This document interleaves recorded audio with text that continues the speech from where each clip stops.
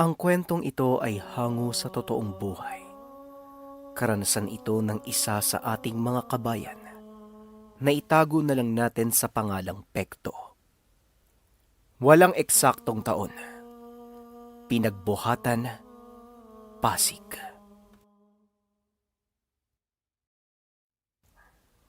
Nang panahong ito, isang tanod sa barangay pinagbuhatan itong si Pekto. Mahusay siyang makisama sa mga kabarangay, kaya't iginagalang siya ng mga tao doon sa lugar. Ang totoo, mas nakuha pa nga ni Pekto ang respeto ng mga tao kaysa sa kanilang kapitan. Nasa edad 27 years old pa lang si Pekto ng panahong ito. Kasagsagan ng kanyang kabataan, inakala ng mga taga sa kanila na pangkaraniwang tao lang si Pekto. Ngunit lingid sa kanilang kaalaman na isa siyang lehitimong antingero. Debutante ng itim na Nazareno ang pamilya niya mula pa sa kanyang kalululuhan. Kaya't napakalakas ng pananampalataya niya sa Ama. Isa sa mga tangan ni Pekto ay ang kanyang buhay na medalyon ng San Benito. Dinebusyonan niya ito at matagumpay na napagana ang kapangyarihan ng medalyon.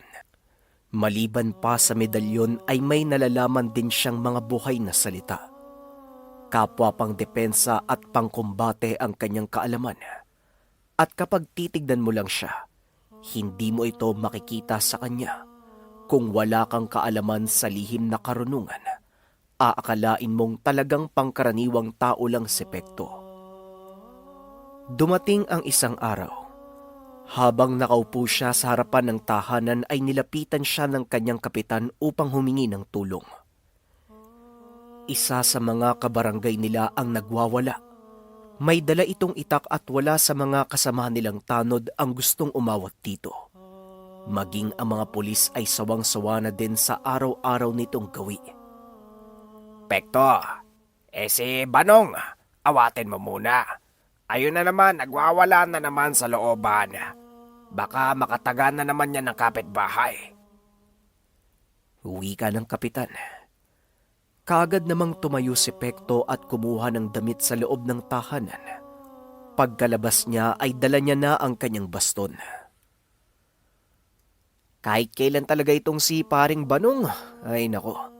Sige po kapitan, ako nang bahala sa kanya. Paalisin mo na po doon yung mga tanod mo. Ako na pong bahala. Ayokong may makikisawsaw sa gagawin ko. Tuturuan ko ng totoong leksyon ng kumpare ko para magtanda na. Wika ni Pekto sabay labas ng kanyang bakuran. Kaagad namang nagradyo ang kapitan sa kanyang mga tanod na umalis na doon sa lugar. Maya-maya lang ay dumating na si Pekto sa sinabing lugar. At nakita niya ngang may hawak na samurai itong si Banong habang pasuray-suray sa daanan. Walang tigil niyang pinagtataga ang mga pintuan ng tahanan. Napahinto na lang siya nang marinig niya ang sigaw ni Pekto sa likuran. Banong! Anak naman ng put... Nag-aamok ka na naman? Wika ni Pekto. Ngunit laking gulat niya nang bigla na lang siyang sugurin ni Banong. Mabuti na lang at nasangga niya ang taga nito gamit ng dala niyang baston.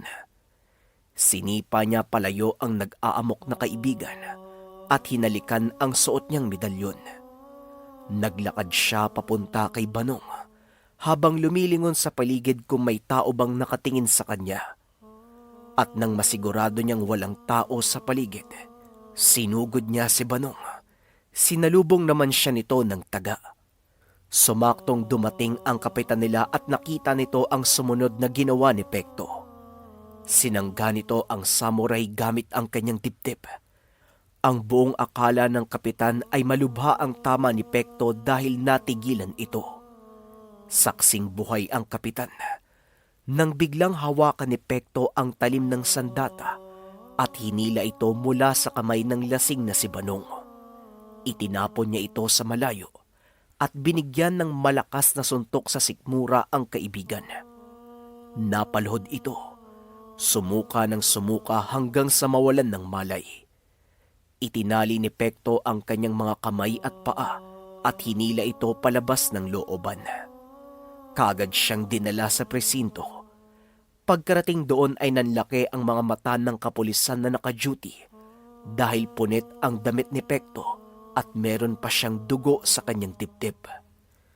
Ngunit wala namang sugat si Pekto at wala ding sugat ang tulog na si Banong. Kaagad na pinasok ni Pekto ang kaibigan sa kulungan. Sinabi sa mga pulis na huwag papalabasin hanggang kinabukasan. Nang sumunod na gabi, nagpatrolya si Pekto kasama ang kanilang kapitan. At dahil dalawa lang silang magkasama, kinuha na nito ang pagkakataon upang magtanong kay Pekto.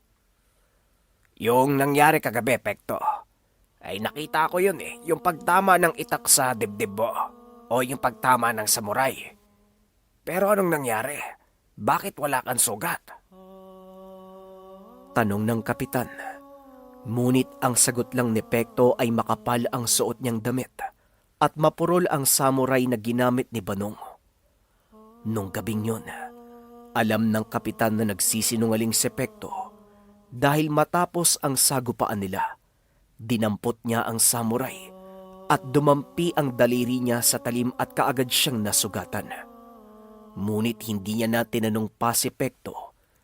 Ginalang ng kapitan ang kagustuhan nitong ilihim ang lahat ng tungkol sa kanyang pagkatao.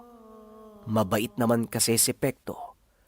Wala din itong kaaway sa kanilang lugar dahil nirerespeto siya ng mga kabarangay. Ngunit, isang kaganapan ang nakapagpabunyag ng sekreto niya.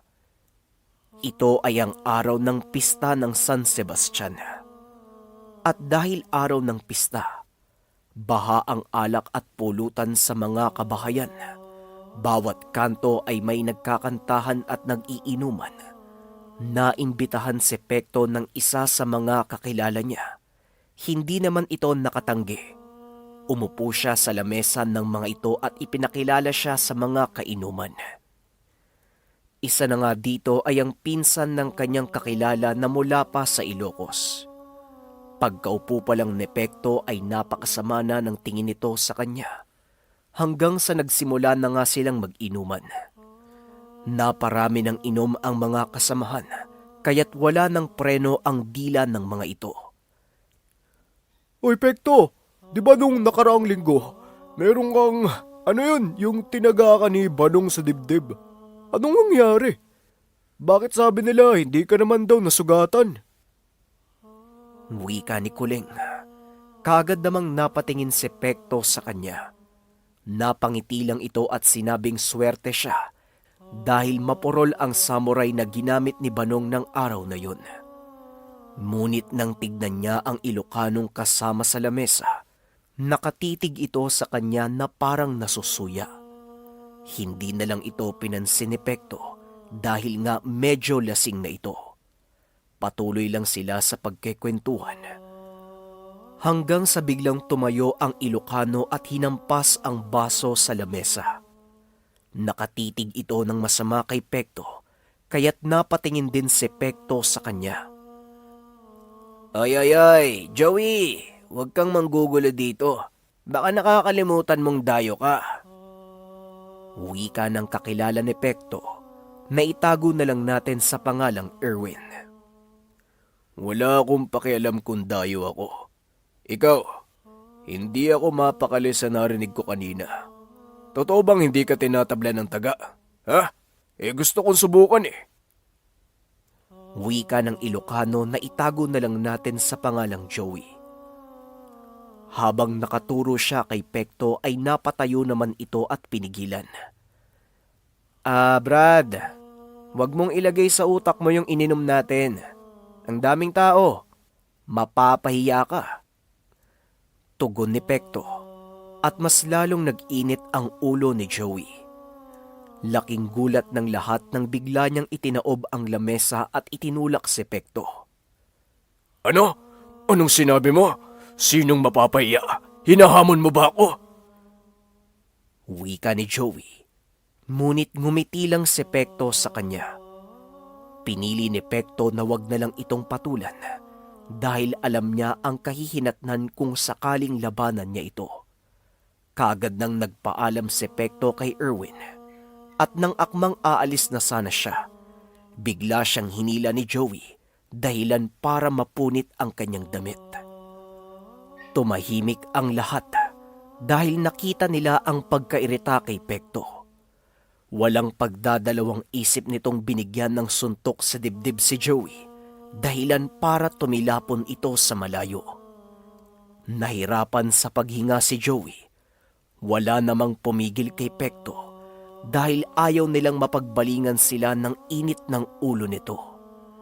Isang bagay ang kinakatakutan ng mga tao sa kanya. Yon ay kapag sinagad mo ang pagtitimpi ni Pekto. Kapag napuno si Pekto, wala nang makakapigil sa kanya. Inantay nitong magkamalay ang Ilocano at sinabihang tumayo. Nang makatayo ito, napasuka siya at muling lumuhod. Natawa naman si Pekto dahil sa ipinakita ni Joey. Ano na? Isang suntok pa nga lang ganyan na yung nangyari sa'yo. Diba, sinabihan naman kita kanina na mapapahiya ka lang, kaso ayaw mong tumigil eh. Kaya tumayo ka dyan. Akala mo ba titigilan kita? Wika ni Pekto at nang makatayo si Joey, kaagad niya itong inundayan ng isa pang suntok sa sikmura. Dito na nagdatingan ang iba pang kaanak nila Erwin. Meron silang dalang 2x2 at walang tigil nilang pinagpapalo si Pekto. Napaluhod si Pekto, ngunit nang tigilan nila ang paghambalos dito, kaagad din itong tumayo at hinarap ang mga pumalo sa kanya. 4 na kalalakihan ang nagtulong-tulong na labanan si Pekto, ngunit lahat sila ay walang nagawa sa kanya. Sinakal niya yung isa at itinulak sa iba, dahilan para matumba ang mga ito. Nang makatayo ang 4 na lalaki, sinugod ito ni Pekto at muling sinipa. Isa-isa niyang pinaggugulpe ang mga ito hanggang sa tuluyan ng sumuko. Paring Erwin, pasensya ka na kung nagkagulo. Wala kailangan ko ding ipagtanggol yung sarili ko. Wika ni Pekto kay Erwin at kaagad na din siyang nagpaalam. Ang buong akala niya ay doon na matatapos ang away na yun. Ngunit laking gulat niya. Isang hapon habang papalabas ng barangay hall, bigla na lang may lalaking sumuntok sa kanya at medyo matanda na ito. Ramdam ni Pekto ang lakas ng pagkakasuntok. Nanatili siyang nakaupo sa lupa, ngunit ilang segundo lang ay pinatayo siya ng lalaki. Ikaw pala si Pekto, ang gumulpe sa mga pamangkin ko. Ako nga pala si Berhel. Bungad na tanong at pagpapakilala ni Berhel. Pasensya na po kayo, Manong Berhel. Pinagtanggol ko lang po yung sarili ko. Tugon ni Pekto at napangiti naman si Berhel. Hinawakan si Pekto sa balikat at dito siya nakaramdam ng kakaibang bigat. Medyo nagulat siya nung una, ngunit unti-unti ding nawala ang bigat. Pasensya ka na din sa ugali ng mga pamangkin ko. Pero nagtataka ko sa'yo. Dahil ayon sa kwento ng mga gonggong na yon, paulit-ulit ka nilang pinalo ng 2x2, pero parang wala ka daw nararamdaman. Muling wika ni Berhel. Muli siyang humingi ng tawad kay Pekto. Gusto niya lang daw patunayan kung totoo ang sinasabi ng mga pamangkin niya. Aminin ko po sa inyo, Manong Berhel, sa edad niyo po, napakalakas niyong sumuntok. Wika ni Pekto at nagulat siya sa itinugon ni Mang Berhel. Hindi ordinaryong suntok ang ibinigay ko sa'yo, bata. Kung pangkaraniwang tao yon, Siguradong nakalas na ang panga niya. Sabihin mo sa akin kung ano ang tangan mo. Mutya na ang ngipin ng kalabaw o bao na walang mata. Wika ni Berhel. Tumingin si Pekto sa buong paligid at nang masigurado niyang walang nakikinig sa kanila, sinabi niya kay Mang Berhel ang pinaka-iniingatan niyang lihim. Wala po sa nabanggit niyo, Manong. Ang tangan ko po ay San Benito at buhay na salita at mutya ng salsagan. Kayo po ba? Balik na tanong ni Pekto. Kaagad naman itong inilabas ang kanyang kwintas. Isa itong ngipin ng kalabaw. May supot siyang dinakot mula sa kanyang bulsa at ipinakita niya din ito kay Pekto. Isang itim na bato mo. Alam mo bata, hindi naman kasi ko yung taong kailangan pa ng pang-opensa. May pagtanggol ko lang yung sarili ko, ayos na ako. Kaya kontento na ako sa mga tangan ko. O nga pala, naparito ako kasi gusto sana kitang imbitahan sa Taguig. May subukan ng mga gamit doon, baka gusto mong sumama. Manonood lang naman tayo. Wika nito. Bigla namang nagka-interes si Pekto. Buong buhay niya kasi ay hindi pa siya nakakapunta sa mga ganong subukan. Nang sumunod na araw, magkasama silang pumunta sa Taguig. Sa isang abandonadong lote, pumasok sila doon sa lugar. Gulat na gulat si Pekto dahil hindi niya akalaing napakadaming tao ang naroon. Ang ilan pa sa mga ito ay mga kabarangay niya. Pasimpleng naglakad si Berhel at Pekto hanggang sa makahanap sila ng pwestong malapit sa mga sumusubok ng kani-kanilang mga tangan. Natatawa pa si Pekto dahil may mga nakikita pa siyang mga taong patong-patong ang mga suot na medalyon. Idagdag mo pa ang mga tsaleko at meron ding habak. Mang Berhel, tignan mo yun oh. Parang ako yung nahihirapan para sa kanya. Punong-puno yung leeg niya ng kung ano-anong nakasabit eh. Wika ni Pekto at napangiti lang si Berhel at sinabi sa kanya na manood lang sa mga susunod na magaganap. Maya-maya pa ay nagsimula na ang subukan. May mga nagpapabarel, nagpapataga, naglalakad sa baga, at kung ano-ano pang gawain na nakakapagdulot ng pisikal na sakit. Tignan mo sila bata. Ang pisikal na katangian lang ang pinangangalagaan nila. Masyado nilang pinagtuunan ng pansin ang hindi makaramdam ng sakit o hindi tabla ng kung ano-anong bagay. Pero hindi nila namamalaya ng kanilang espiritu ay parang bukas na garapon ng asukal na unti-unting inuubos ng langgam. Wika ni Mang Berhel at nagtaka naman si Pekto sa sinabi nito. Hindi niya maunawaan kung ano ang mga ibig sabihin. Hanggang sa dalawa sa mga sumusubok ang nagkainitan. Nagkayayaan sila ng tagaan. Napatayo si Pekto at kaagad na lumapit sa mga ito. Kanya-kanyang dampot ng itak ang dalawang antingero. Akmang susuguri na sana nila ang isa't isa. Nagulat si Pekto dahil bigla na lang lumusot sa harap niya si Berhel. Nakapikit ang mga mata nito habang nag-uusal ng kung anong dasal. Itinuro ni Mang Berhel ang dalawang maglalaban at nang tignan sila ni Pekto, parang ipinako ang mga ito. Kapwa naninigas ang katawan at unti-unting nabibitawan ang kanilang mga itak.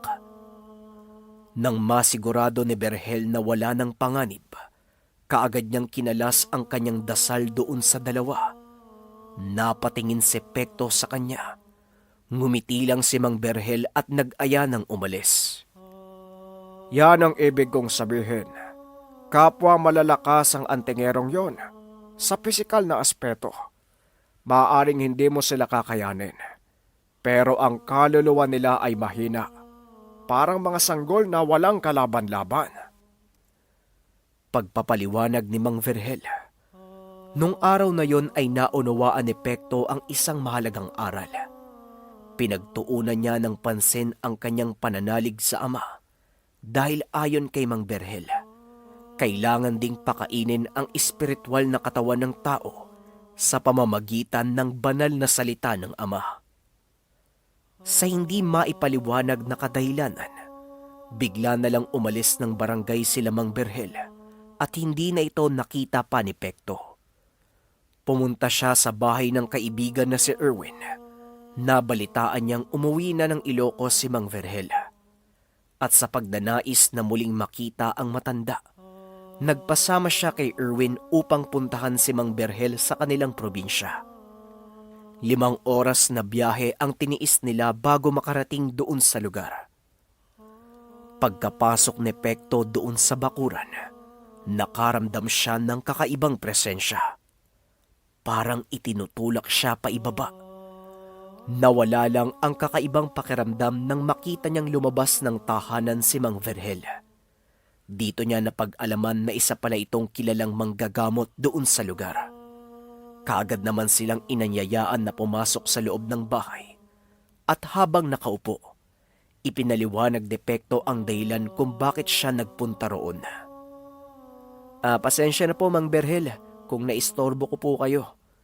Naparito po ako dahil marami akong gustong malaman. Gusto ko pong matuto at naisip ko po na kayo yung tao na tamang lapitan. Wika ni Pekto at tumawa naman ng malakas si Mang Berhel. Tumayo ito sa kanyang kinauupuan. Sa madaling salita, magpapaturo ka sa akin. Sige, walang problema. Pero kailangan mo kong talunin sa isang duelo. Wika ni Mang Berhel. Kinabahan si Pekto dahil nakita niya ang kakayahan nito. Pero dahil nais niyang matuto, tinanggap niya ang hamon ng manggagamot. Inaya sila ni Mang Berhel sa likuran ng tahanan para doon ganapin ang laban. Ngunit ang ipinagtataka ni Pekto, bakit may 2 timba na punong-puno ng tubig at 2 mangkok na walang laman? Kaagad siyang nagtanong kung para saan ang mga kagamitan na ito. Lagyan mo ng tubig ang mangkok mo. Ganon din ang gagawin ko. Subukan mong agawin sa akin ang mangkok ng tubig nang hindi natatapon. At ganon din ang gagawin ko sa iyo.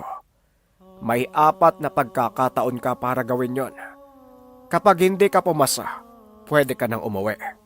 Dahil dito ko malalaman kung karapat dapat kang turuan ng mga kaalaban ko. Wika ni Mang Berhel. Ang buong akala ni Pekto ay magiging madali lang ang pagsubok. Ngunit nang magsimula na sila, dito niya napagtanto na napakahirap ng pagsubok. Sinubukan niyang lumapit kay Mang Berhel. Sa tuwing lumalapit siya ay napapaatras lang din si Pekto. Sinubukan niyang gamitan ng lakas si Mang Berhel, ngunit natatapon lang ang tubig niya. Hanggang sa isang pagkakataon na lang ang natitira. Habang sumasalok ng tubig, naisip ni Pekto na kailangan niya lang kunin ang mangkok. Walang sinabi si Mang Berhel na makipaglaban siya para kunin ito. Kaya naman hinawakan niya ng 2 kamay ang kanyang mangkok at dahan-dahang lumapit sa manggagamot. Mang Berhel, maaari ko po bang kunin yung mangkok ng tubig nyo? Kapalit po nung sakin? Wika ni Pekto. Kaagad namang inabot ni Mang Berhel ang kanyang mangkok at kinuha ang mangkok ni Pekto. Mahusay, Pekto. Ngayon alam mo na ang ibig kong sabihin. Hindi lahat ng bagay ay pwede mong idaan sa dahas. Minsan, kailangan lang natin makipag-usap o makipagtalas-tasan. Pagpapaliwanag ni Mang Berhel. At simula ng araw na yon ay naging mag-aaral niya si Pekto. Sa loob ng 10 taon ay itinuro ni Mang Berhel ang lahat ng kaalaman niya, maging sa panggagamot. Ginamit ito ni Pekto sa pagtulong sa ibang tao. Tinalikuran niya ang dating sarili. Namuhay bilang isang alagad ng Ama na tumutulong sa ibang tao. Sa kasalukuyan ay matanda na si Mang Pekto at patuloy pa din siya sa panggagamot. Maswerte ang ating tagapakinig dahil naabutan niya ang isang kilalang manggagamot na naging tanyag dahil sa inuman ng alak.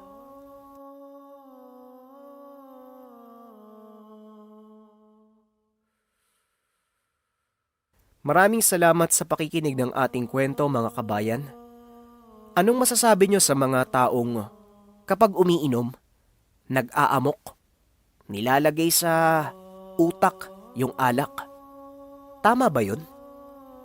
Kayo nang bahala sa ating comment section, mga kabayan. Kita-kits sa mga susunod nating kwento. Paalam.